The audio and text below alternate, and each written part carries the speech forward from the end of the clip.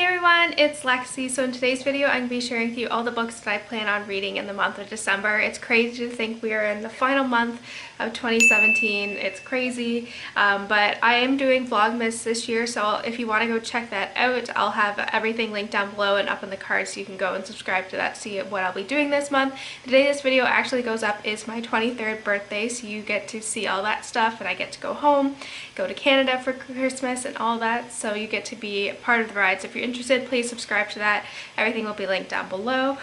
So without further ado, let's get started. So I will be done with my exams December 14th, which is a lot earlier than it was last year, which is really nice. So I get to enjoy a little bit more of a longer break, which is nice. So I have 5 books here that I hopefully will get to. I probably will do like a winter break TBR video later on this month, so I don't know, I plan on going to the library. There's one book that I really want to read. So yeah, the first book that I have here is actually the Tales and Teacups book club pick for the month of December. I'll link the announcement video down below and up in the card so you can go check that out if you want to know and more about it and if you want to participate. But basically the book we'll be reading this month is Winter Garden by Kristen Hanna, and this is a book that I've had on my shelf for a while now. You can see why I chose this book. It's just a really, like, the cover is very Christmassy and I always picture white Christmases. Hopefully we'll get one this year.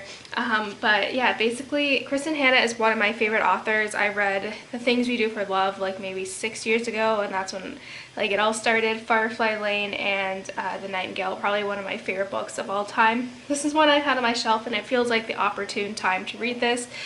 So basically the premise is it follows 2 sisters who are very at odds with each other, and but when their beloved father falls ill, these 2 estranged sisters will find themselves together again, standing alongside their disapproving mother Anya, who even now offers no comfort to her daughters. On his deathbed, their father extracts a promise. Anya must tell her daughters a story. It is one she began years ago and never finished. This time she will tell it all the way to the end. The tale their mother tells them is unlike anything they've heard before. A captivating, mysterious love story that spans more than 60 years and moves from frozen, war-torn Leningrad to modern-day Alaska.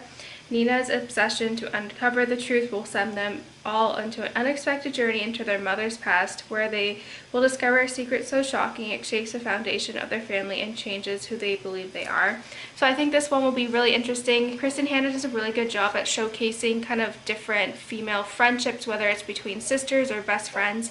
So I think this one will be really gripping as well.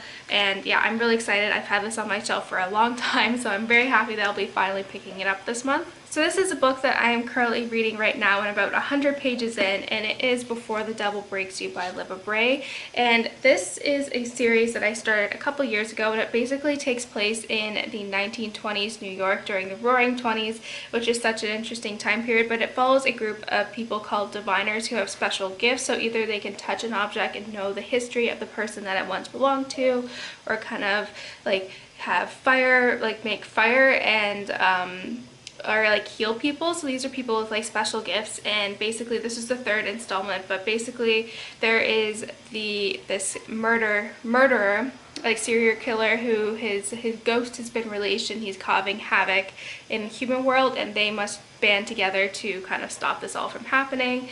So I'm about 100 pages in, and this book is huge.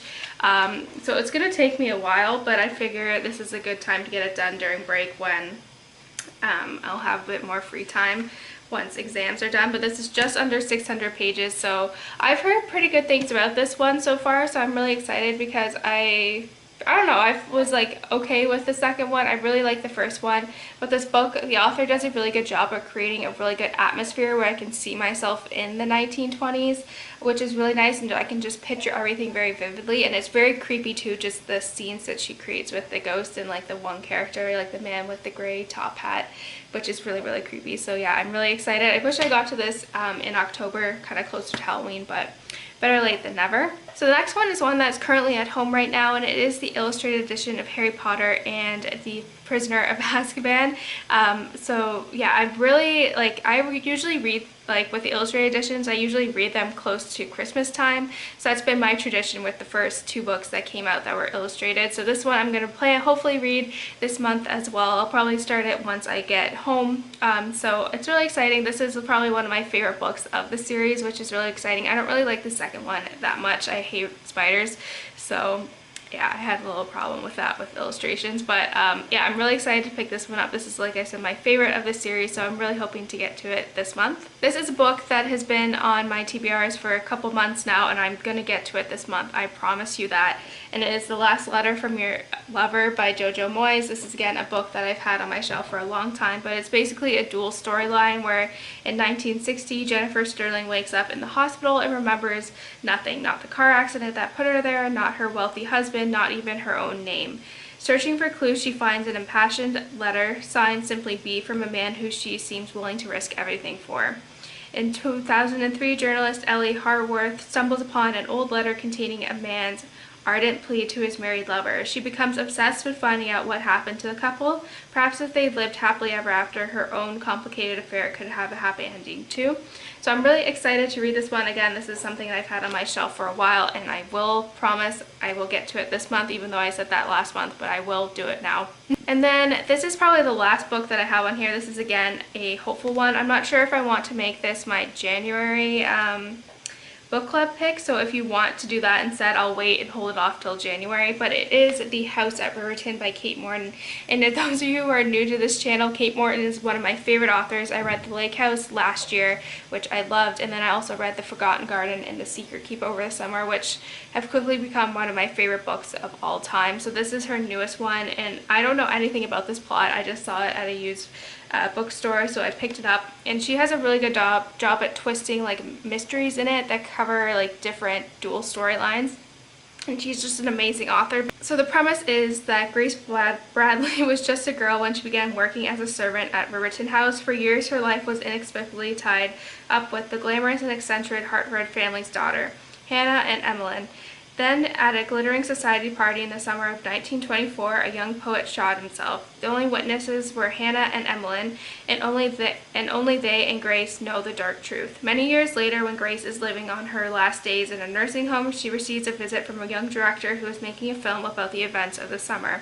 The director takes Grace back to Riverton House and reawakens her memories of the last days of Edwardian aristocratic privilege, of the vibrant 20s, and of a stunning secret that Grace kept all her life. I think this one will be really interesting, and it kind of has like very Downton Abbey feels, which I'm really loving right now, just with kind of the high society and all that during the 20s. So I'm really excited. So let me know if you want me to make this the January book club pick, because I think a lot of you will really like this. So yeah, I know I'm gonna be loving this, so yes. That's it, guys. I hope you enjoyed this video. Let me know in the comments below what books you will be reading this month, and if you want me to make The House at Riverton the book club pick for January, please let me know. I would love to do that. And don't forget to subscribe to my vlog channel so you can be along with the journey with me for December, which is really fun. And I plan on doing, this is exciting, but I plan on doing reading vlogs starting in the new year too, that I'll do on this channel, so keep your eyes peeled for that in the new year. So yeah, thank you guys so much for watching, and I will see you guys next time. Bye, guys.